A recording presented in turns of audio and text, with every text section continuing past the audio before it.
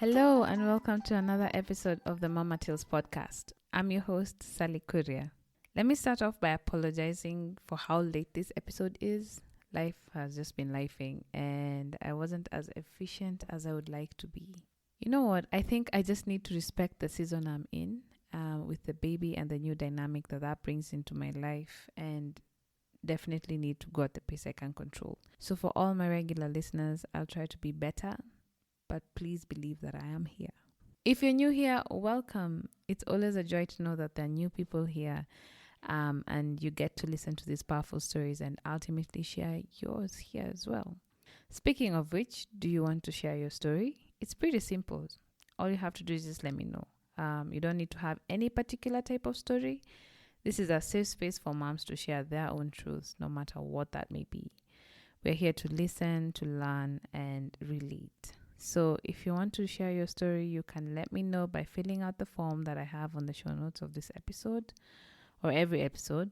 Or you can email me on mamatalespod@gmail.com or send me a message on Instagram, either on @mamatalespodcast or my personal page @salimugore. I'll leave the links to all this in the show notes of the episode, so be sure to check those out. Okay, so let's jump into today's episode. Our storyteller today is Nasrine. She runs a page on Instagram called Mothering in Nairobi. So that's @motheringinNBO, where she shares her motherhood journey, fantastic tips and tricks, as well as the ups and downs that come with the job of raising her two adorable kids. We connected on Insta one time, I think over one podcast episode, and after a few more conversations, I invited her to share her story. I really didn't know much about her journey before I asked the question, and I think it's something a lot of women go through, unfortunately. Hers is a story of her struggle with infertility and her quest to become a mother. Let's take a listen.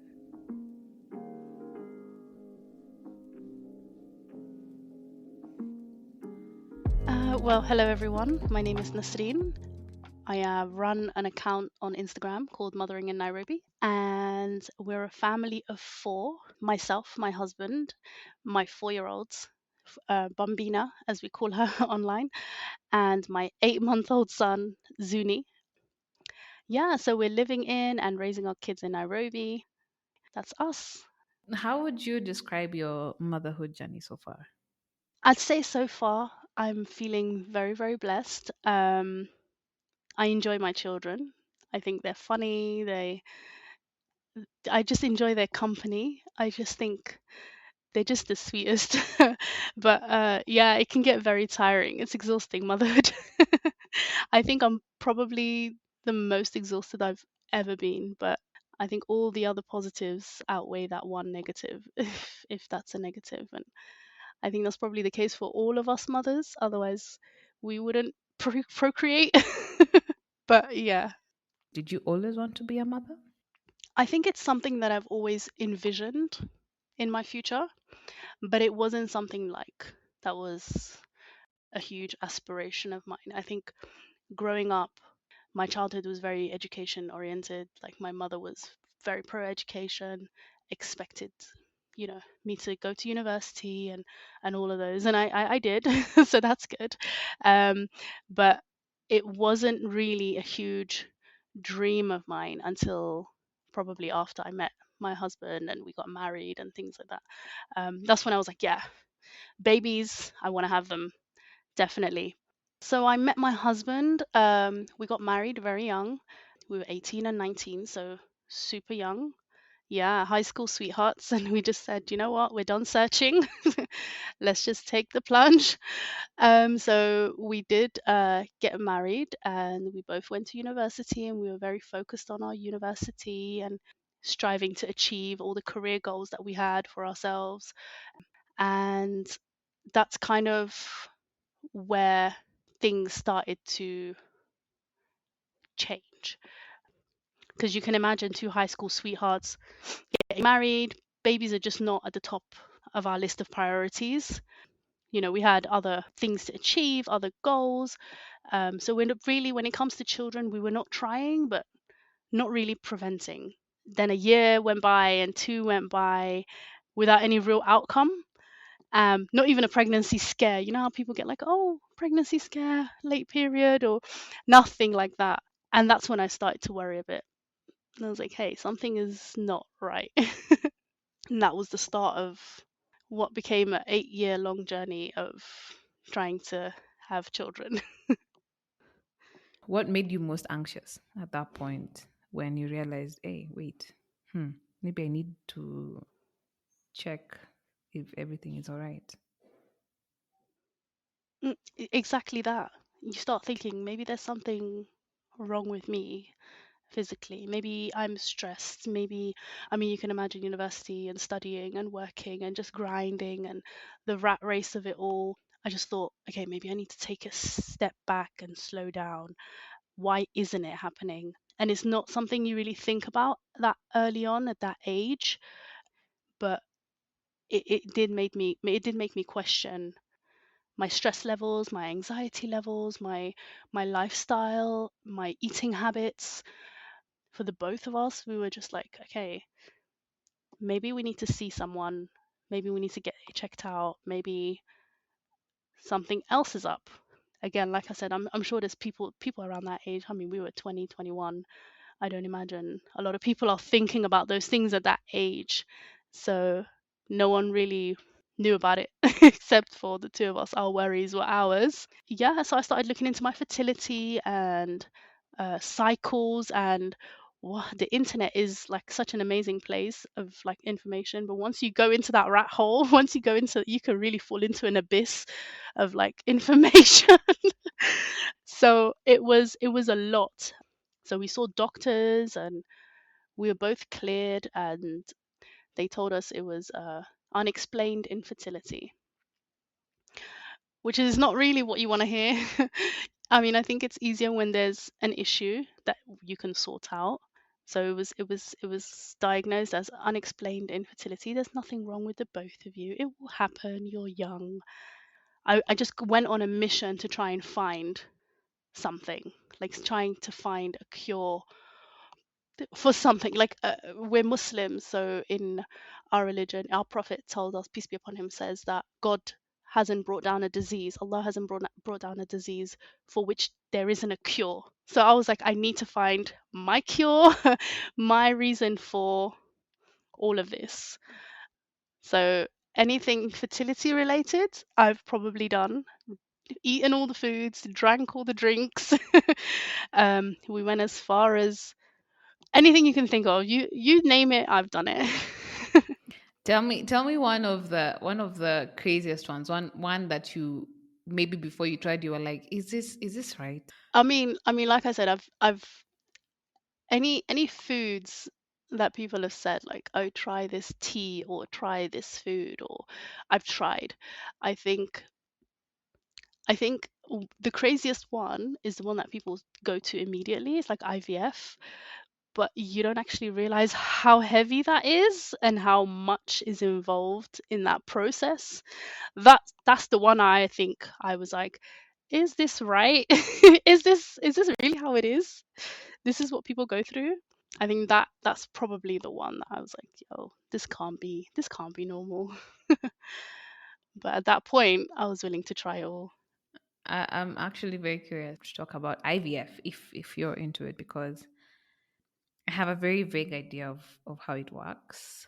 Never really had real life experience, or at least knew anyone with real life experience on IVF. So I'm very curious to understand like why you think it was quite a crazy thing to try. I think it's because it's so invasive. It is so extremely invasive to the woman. Basically, the process is that you induce ovulation, but you induce more eggs than you need. So, on a normal month, you would release one, maybe two eggs during your cycle. IVF and the drugs that they put you through and the injectables and all of that, you would release 15.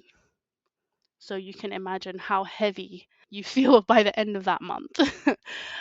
Then you go into surgery, and it's just so, it's not just mentally draining, it's extremely physically, it's just painful. It's just, that's, I don't know how else to explain it. It's just so draining mentally, physically, psychologically, for something at the end of which might not even produce results, which it didn't for us.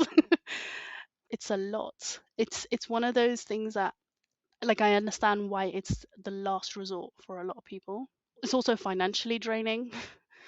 So you can imagine it's all of those combinations. You really have to be into it completely and wholeheartedly. That's the one I thought, wow.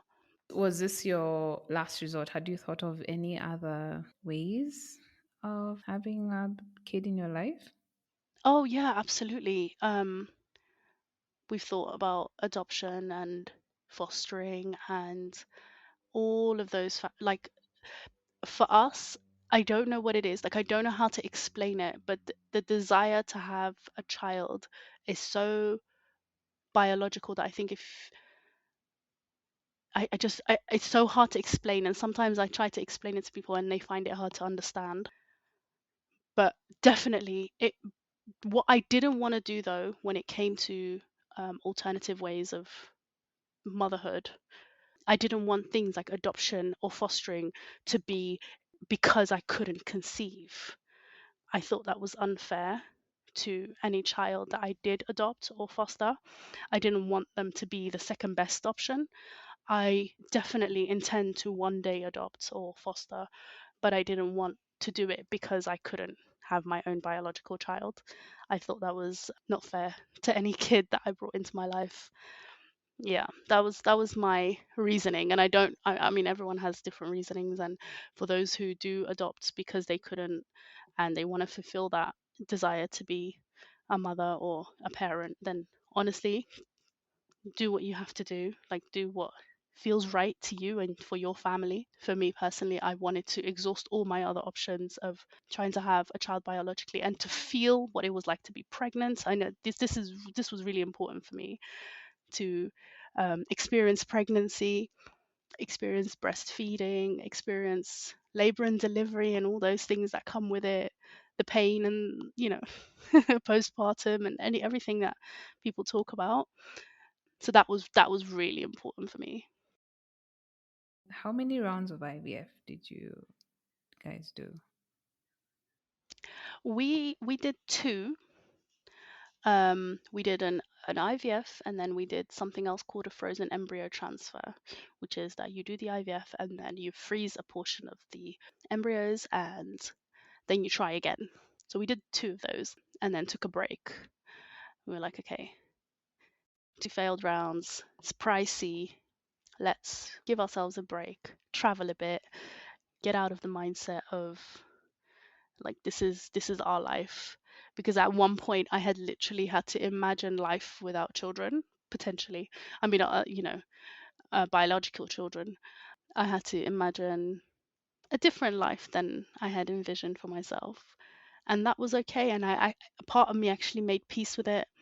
And then, just as we were gearing up to start another round of IVF, we fell pregnant. So that was, and I just, I still, every time I think about it, I'm just like, I used to hate, absolutely despise it when people told me, just relax and it will happen and it's all in its own time. And it's just, I found that so infuriating, because it's like, okay, but I'm trying so hard to achieve something and you're telling me to relax, which is not something you would do you wouldn't say that to anyone trying to achieve a goal or trying to achieve a dream. So when it happened, when we were quote unquote relaxed, I was like, I'm just exactly what I'm trying not to be. But anyway, it was a welcome surprise. You're happy too. I was happy to finally see a positive pregnancy test. But at the same time, it's like, okay, but I worked so hard towards this and it had nothing to do with me. Like, low key, like it wasn't even my hard work that brought this into fruition. Like, I was like, okay. And I try, whenever I try to give any advice or pointers to anybody who is trying to conceive, I feel really bad telling them that it happened naturally for me, because it's like, I don't know, I feel like I'm betraying the TC community. I think for anybody who is trying to conceive, there are communities online, women and men, couples going through the exact same thing you are, feeling the same feelings you are. There's a lot of emotions involved when you're trying to do something that you expect your body to do naturally, that most people do without even thinking about. Like, you might plan towards it, but for most it just happens. And then there are those for just it just won't, it just doesn't. And there are a lot of emotions and feelings and processing and acceptance, and it's like you're kind of grieving the life you thought you would have, because I think in life we all have timelines planned for ourselves.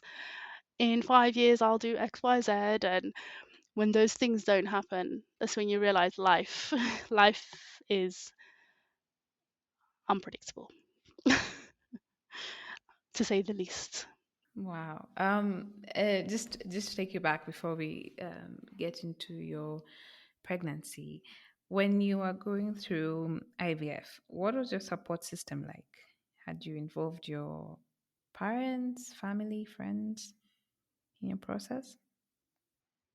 I mean, we oh, absolutely, first of all, definitely, like, our family were our backbone throughout it all. We were very, very lucky to have the family that we do. Like, there was never any pressure from them. There was only ever love and support. What do you guys want to do next? And we were pretty open about it. I think after year 4, after after we'd been waiting for some time, and it was obvious that we were not trying to prevent it, we did open up, and the pressure was never. And it was, and anyway, the whole trying to conceive journey was never had any external pressures. It never came from outside. I think the pressure was always from internal. And if there was any external pressures or any external issues, I think our family did well to protect us from them. So yeah, we were very, very blessed. They really helped us emotionally, like sometimes financially. They were brilliant, honestly. And of course, like, we leaned on each other quite a lot, quite a bit as well. But yeah, no, family was our support system was, I think, what got us through a lot of the really hard times that could have resulted in a spiral into darkness. I think that's important in that journey, to open up to those around you if you can. How did you feel like that day when you found out you're pregnant? Just go through that, go through that day with us. That day I was it's so strange, and I don't know how she knew, but I was with my mum, and she said, something about you is off, and I think you should take a test. I was like, I don't know what you're talking about. Nothing about me is off. I'm absolutely fine. She's like, no, seriously, you're just seems strange, and I think we should take a test. And at that point, I wasn't even late. I wasn't anything. I wasn't even thinking about it. But I did, to humor her. And I just could not believe when I saw a second line, especially after month on month, year on year of just the one, just the one line. And I just couldn't believe it. But the thing about going through that is just that you kind of never get rid of the feelings of this isn't going to last, or it might end soon, or like it's not real. I don't know. It's a very strange feeling, because those are the thoughts that went through my mind. Like, nah, it's not real. Because I had also suffered a loss before that, before at that point, a miscarriage. So in my mind, I was thinking it's not gonna last, but I'm happy to ride the wave for as long as I can. And I think I literally held my breath until the day my daughter was born, until the day she was in my arms. Like, I didn't breathe.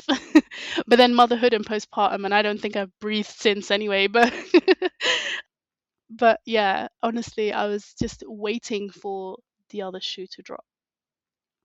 Like I was just waiting. I was just um let's just see. I was in a let's just see process in my mind the whole time. Which is not really enjoyable for your first pregnancy. You don't want to feel that way. You want to be like buying all the onesies, and I by the way I didn't buy any onesies until 32 weeks. 36 weeks. I didn't buy anything. That month when it was really cutting it fine and cutting it close, I was told, listen, you probably should buy a cot or at least a Moses basket or something. But I didn't. I literally didn't believe it. My mother had to keep telling me, like, you have to start believing it because the child will be in your arms and then you'll tell me you don't believe it. So, yeah, I was holding my breath until the day she was born. Before I got pregnant with my daughter, I did get pregnant before. It was what they call a chemical pregnancy.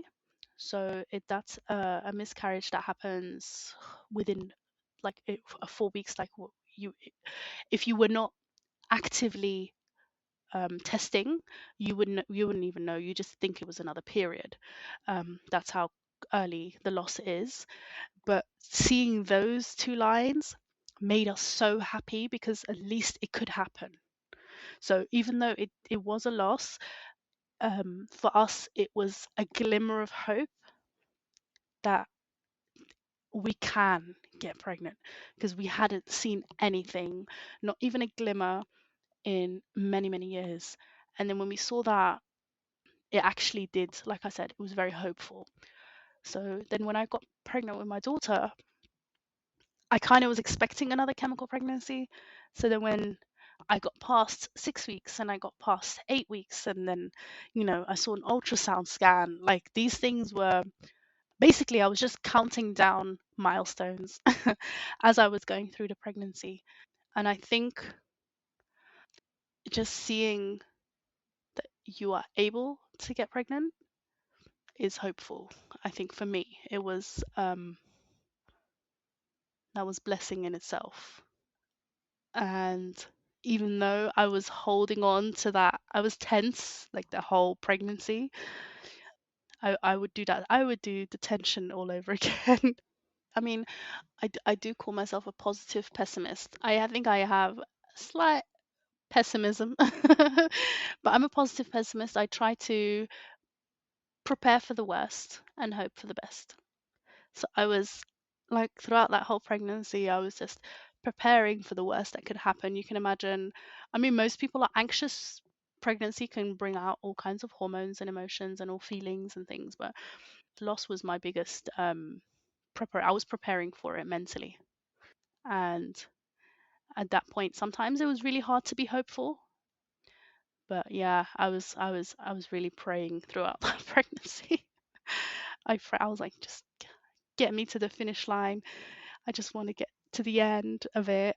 And actually, in the IVF and trying to conceive communities, they call IVF babies. I mean, ours was not an IVF baby, but they call IVF babies diamond babies because they're precious, and it's a big reason as to why they will probably induce earlier or like right on term induce and recommend a cesarean section. They don't want any.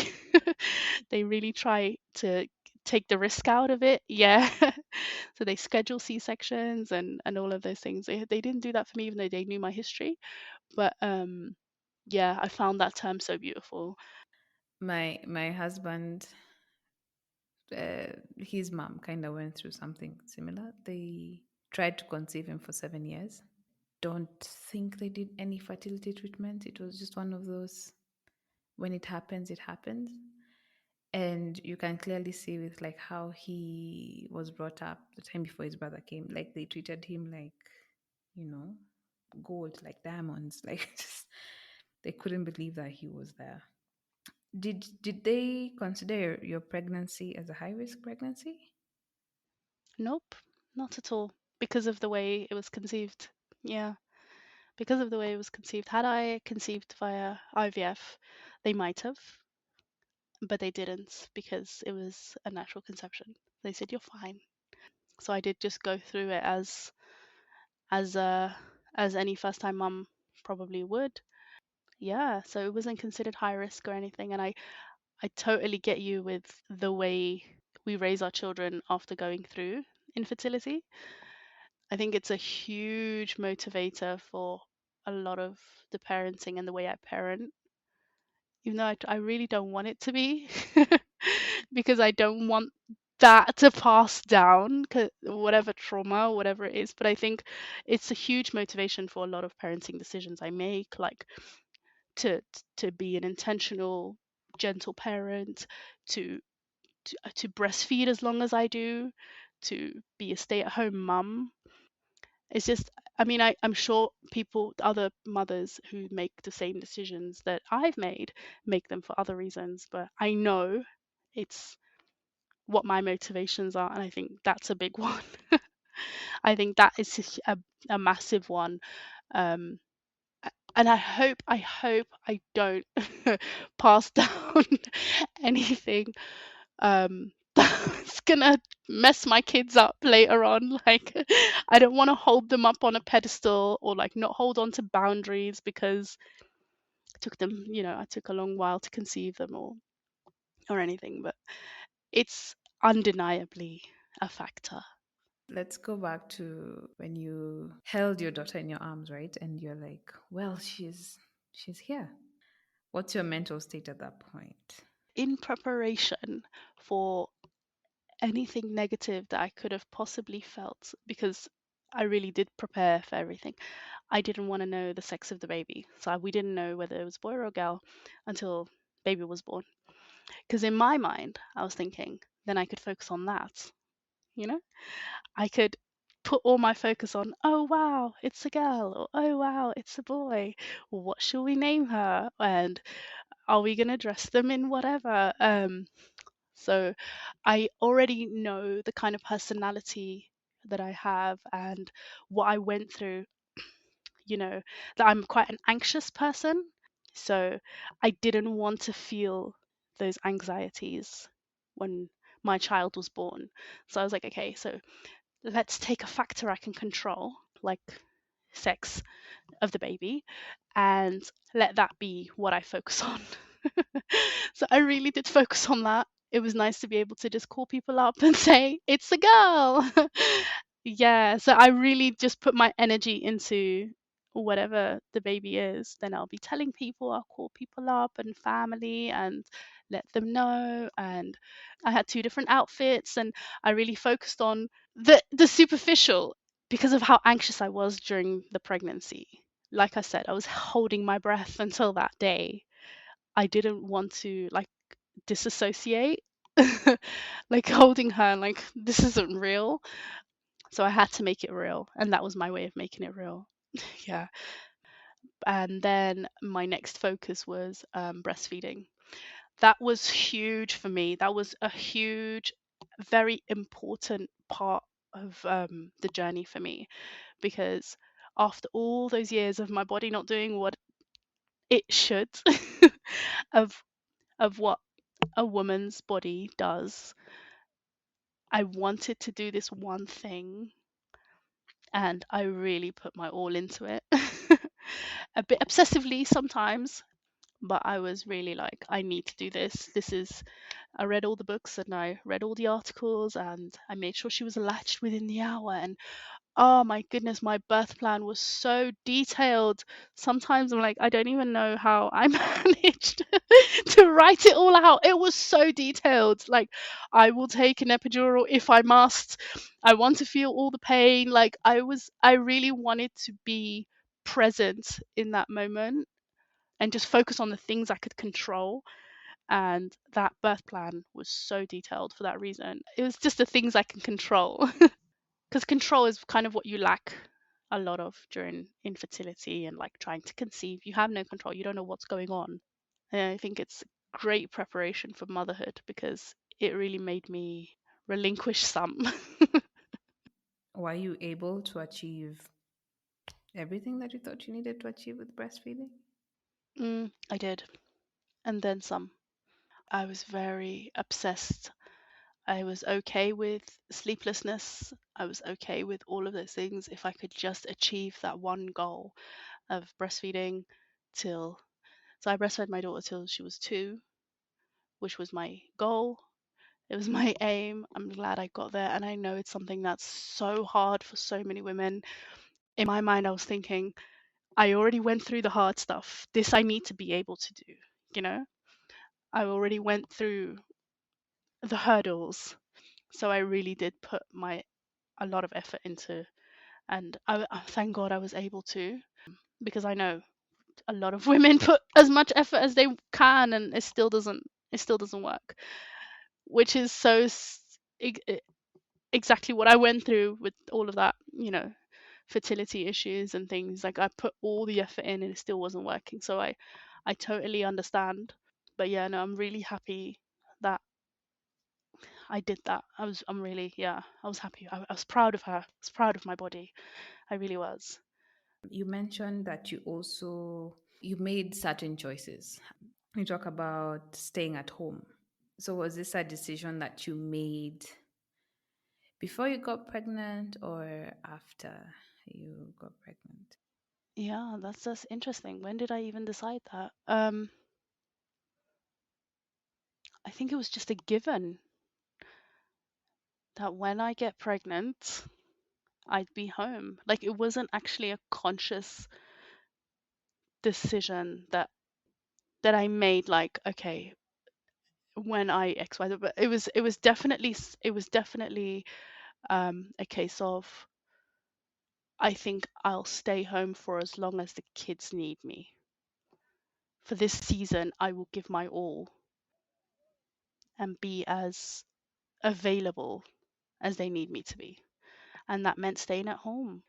Yeah, I've got a law degree, and I've worked as a paralegal, and I'm sort of in the legal industry and things, but I was like, that can take a back seat, and I'm okay being home in this season while the kids need me, because I just feel like sometimes there can be some guilt surrounding it, because I want my children to see me like employed and working and doing that which I studied, and doing all the things that I'm teaching them, the importance of education, and the importance of self-sufficiency and financial independence, and all of these things. But then I think back at all those years when I had those opportunities to do that, and I did, but I was always yearning for children and motherhood. And now that I finally achieved that,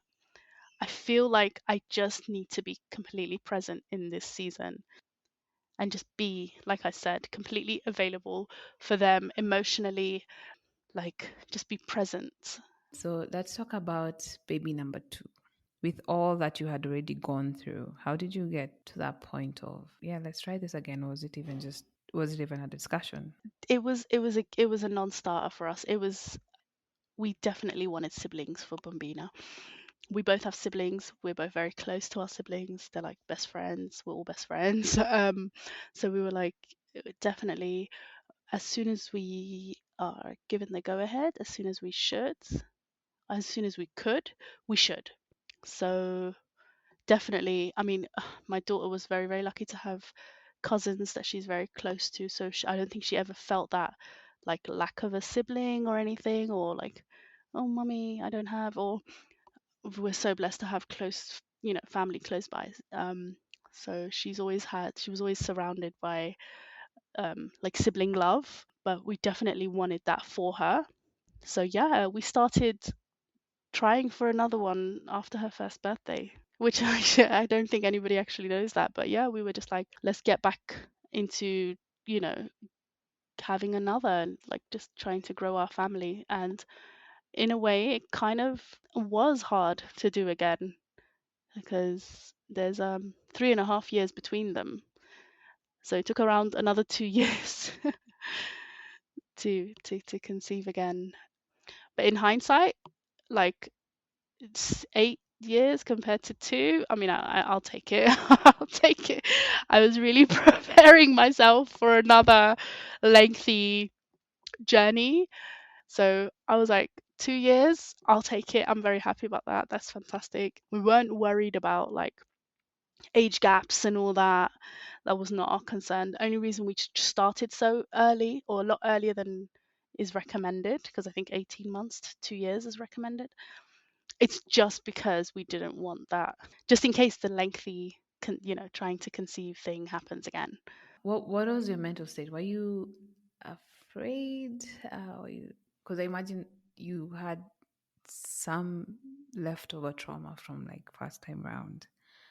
So how do you navigate that? I mean, again, like I said, like I was just preparing for the worst and expecting the best. In my mind, it's happened before, it's happened once, it could happen again, but you know what? If it doesn't, that's okay.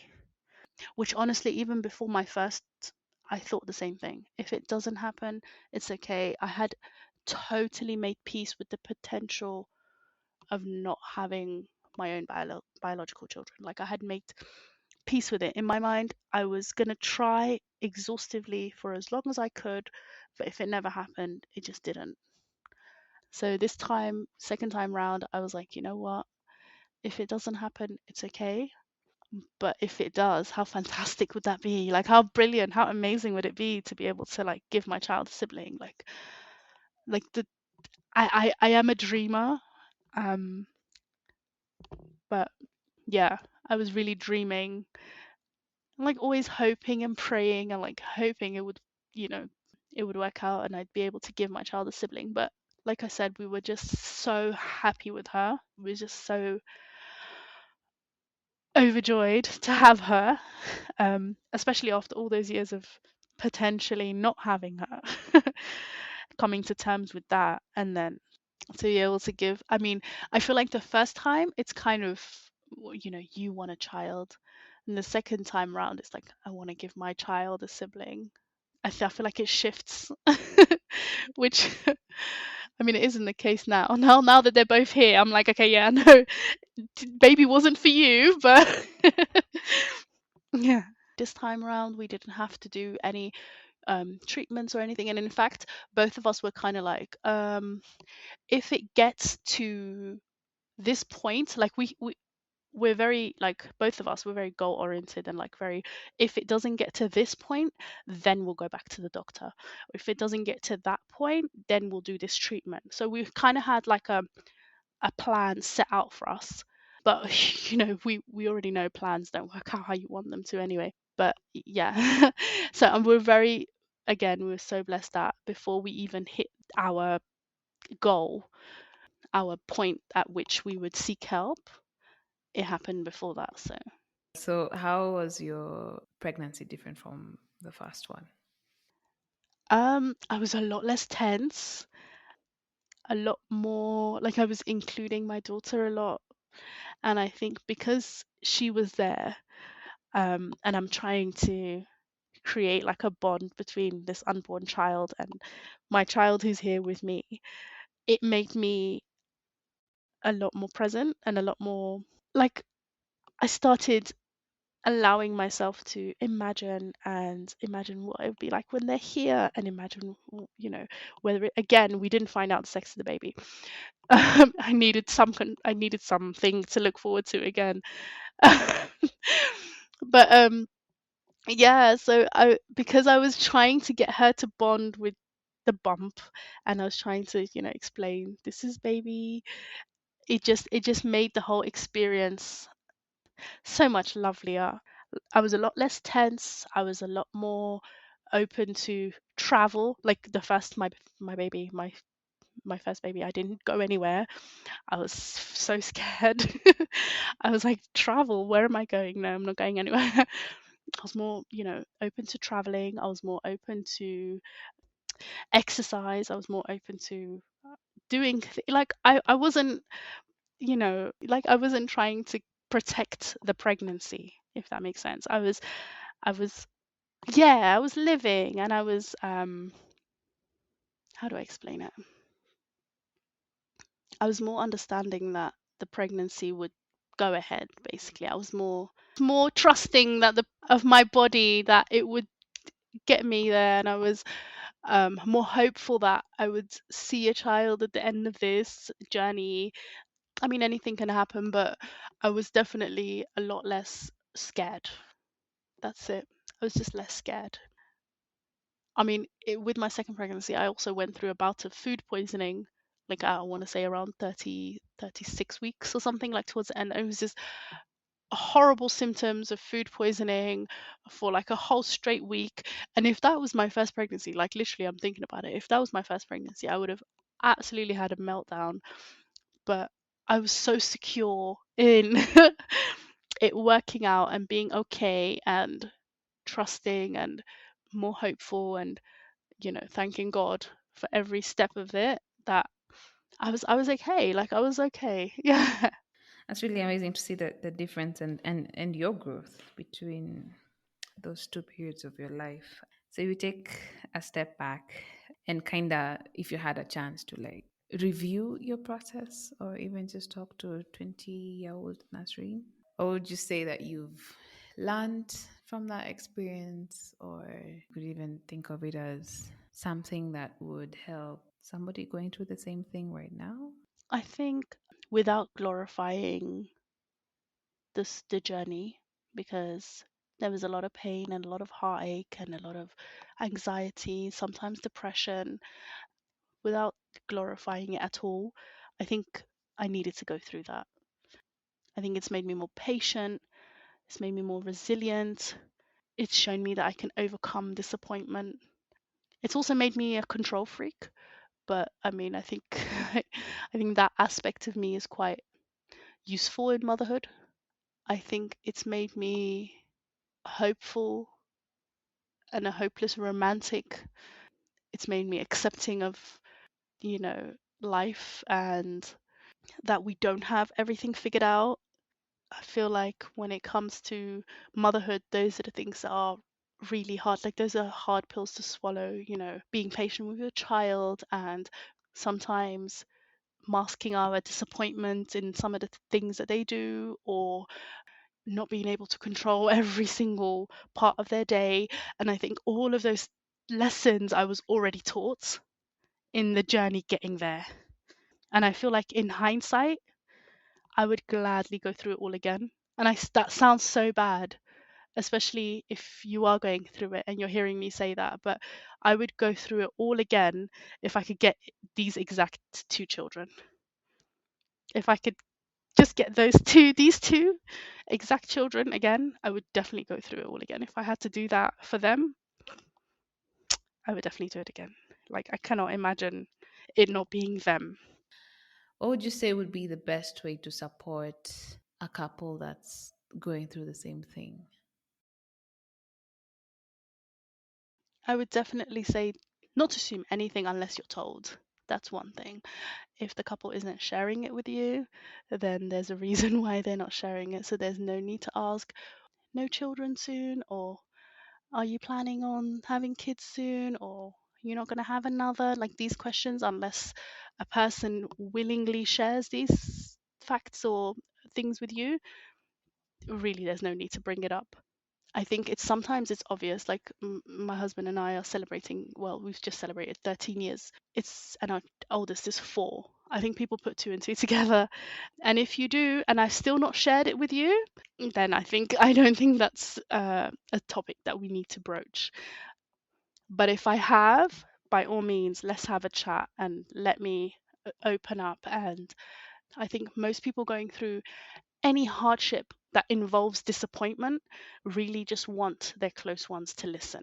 Because trust me, that woman or that man, they've done their research.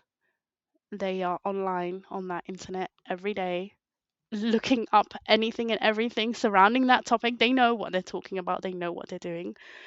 To offer, have you done this and have you tried that? Like, we already know. We've done it, we've tried it. There's nothing that you can tell us that we haven't already, unless we ask you, you know? And like, this is why I wanted to share my journey. It's why I wanted to talk about it, because a lot of people don't. And I'm saying don't bring it up, but I'm hoping those that are going through it have the courage to speak to the people closest to them, to be able to seek that support. I think that support system is, wow, it makes a world of difference, because you can go to a really, really dark place. And like I said, I say that about any journey that involves disappointment. You could be looking for a job and it just keeps falling through again and again and again. It's the same feeling of failure and disappointment, and I just want to achieve this one goal and it's just not happening.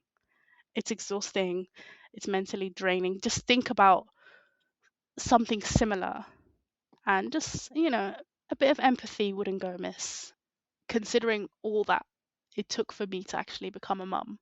Opening this Instagram account was very therapeutic for me. Like, I was talking to a friend who was explaining to me she doesn't like to be called Mama so and so, because she feels like it's like a slight loss of identity on her part. And I was really thinking about that from my own perspective, and I was thinking, actually, I love it. And I know why. Because it took me so long to actually get there. I'm like, only call me Mama Bambina, nobody, so like, the fact that it's like mothering, that I'm even able to open an account and talk about motherhood and all the ups and downs that come with it. And by the way, there are downs, whether it's taken you 2 months to conceive or however long. Motherhood is hard. It's hard work. And I think a lot of my, again, and a big motivation of mine is that I just want to prove that I'm up to the task. Like, I can do this. I've got this. Like, I've had so much time to prepare for it. Like, I'm going to try my best. So to be able to talk about it, it brings me so much joy and happiness, and I don't want, like, mums to think that, just, you know because it's taken me a long time, or like I've suffered from infertility and things like that, that I would be offended if theirs didn't take as long. I think sometimes people feel kind of bad telling me that theirs was an accident, or it was quick, or they didn't even have to try, it was the next month. I'm like, that's fantastic for you, because motherhood is hard either way. It's it doesn't really matter. Once we're there, it's like we're all in the same, knees deep in it. So it's hard work either way. That's one thing definitely I want any mum that is on my Instagram account to to remember. Like, I'm really happy that it didn't take. I wouldn't wish it on anyone. I would not wish it on my worst enemy.